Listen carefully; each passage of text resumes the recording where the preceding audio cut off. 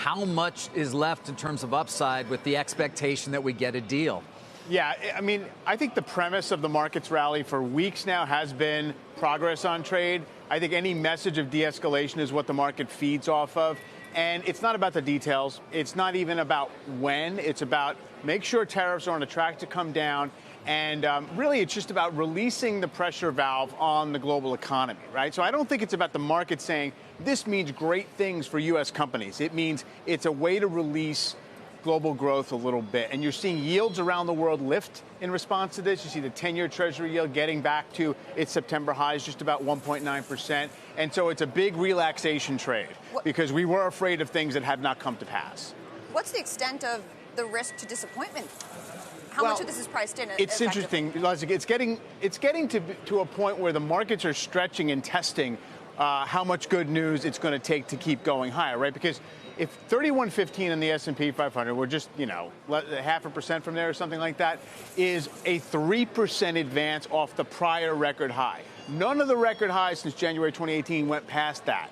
So this is telling you that the market's wanting to test to see just how positive it can take these things. Same thing going for the bond market right now. So I do think if you have any backsliding on the good news on trade, sure, that's going to be the excuse for this rally, which is getting a little stretched anyway, to back off a bit. Fed looks pretty smart, right? Sure. Saying the economy was going to hang in there and the trade would not go off the rails. What does it say that the market's done better under the hiking phase than it's done under the cutting phase? Or at least under the stopping of the cutting phase. Yeah, I think the market has basically said, you know what?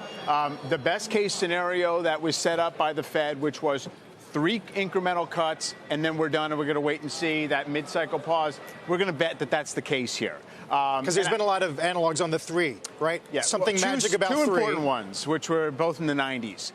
It's not a good sample size, but it's what people are going to run with for now. Scott, we haven't forgot about you as we approach 3,100 on the S&P. Give me your overall take in terms of where the market stands and what your expectations are. Well, David, really we're just above 3030 is the midpoint, year-end midpoint for us for the S&P 500 of our target range. So we're just above the top end of that. I think stocks are pretty close to fair value. And really for us, I think what's going to, clearly the market has anticipated some trade positives coming in. I'm not sure the market has anticipated, let's say, a rollback of the September tariffs. Certainly has anticipated the December ones not coming online. I think that's probably a good way to think about it. And really between now and year end and maybe now and the beginning of the year, while we might be at fair value now, you have to remember there's a lot of investors, whether they're pros or retail investors, they are underinvested here.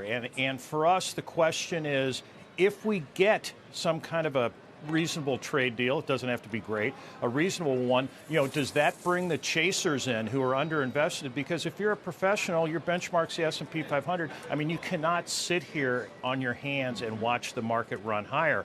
Now, of course, if these trade talks fall apart and everybody walks away, our year-end target's going to probably be too high. But, certainly I think it's proper to lean toward some type of minor trade deal coming through.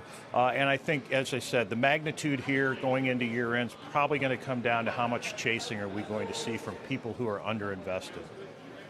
Scott, you say it's hard to bet against the American consumer right now. What would be some of the risks to that sentiment?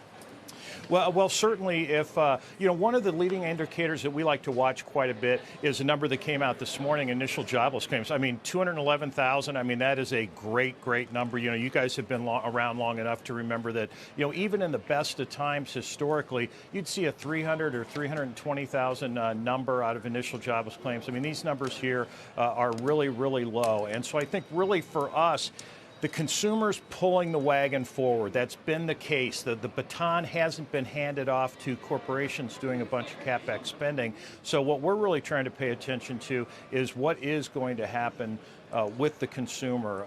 We know that the job market's pretty darn good out there. We know we're seeing some wage increases that are modest to good. And so as long as we see things as we look ahead that tell us that's going to continue to happen, we want to stick with this consumer discretionary sector. We've been in it for a long time.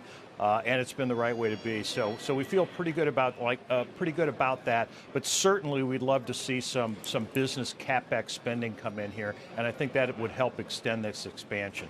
Yeah. On that point, Mike Deutsch has got a nice chart out today looking at the discrepancy between corporate CEO confidence and consumer confidence. It's at a record high. The split is at a record high. Yes. So who do we trust, the CEOs or the consumers? I think you trust the CEOs in the sense that it really does manifest a lot more in terms of business spending as opposed to consumer mood. And in fact, there's another chart that goes around, which is the spread between consumer confidence, the present conditions, and consumer sentiment. So these are all saying, yeah, it's still probably late cycle, but jobless claims are saying we're not seeing the turn upward in unemployment insurance claims. Therefore, that doesn't say you're at the end of a cycle. So I think you have this tension that's going to be with us basically until it ends, and it could be a long time. So the CEO thing, I think trade is so front and center, and politics are going to be front and center for CEOs for a while, I think, through the election. And that's why I don't think they're human as well, right? They're just kind of picking up what the mood is. It's not just about pure economic fundamentals.